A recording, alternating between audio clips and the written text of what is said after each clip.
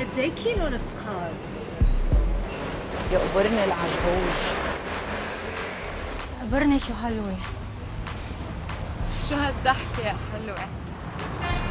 تقبليني احملك الشنطة؟ شو طيبة هالساندويتش اللي عم باكلها.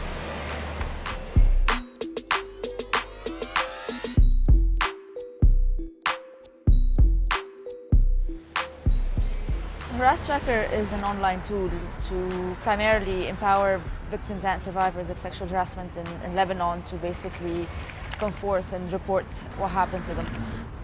What we have in Lebanon is that people tend to claim to know what sexual harassment is and tell the victim or the survivor that, you know, it's fine, or it happens every day, or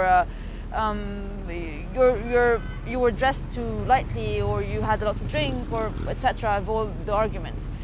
What we're trying to do is we're trying to say that whatever the victim and the survivor of sexual harassment says is sexual harassment, and this is it. And we're hoping that this tool is going to help us do that.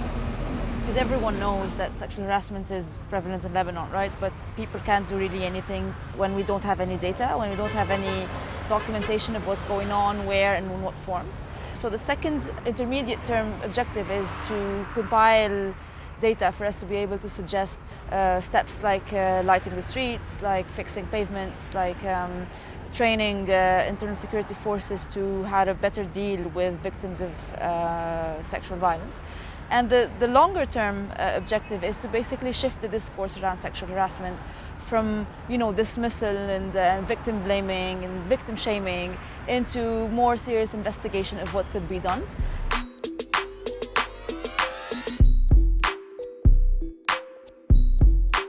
Harassment is something that targets all women, basically.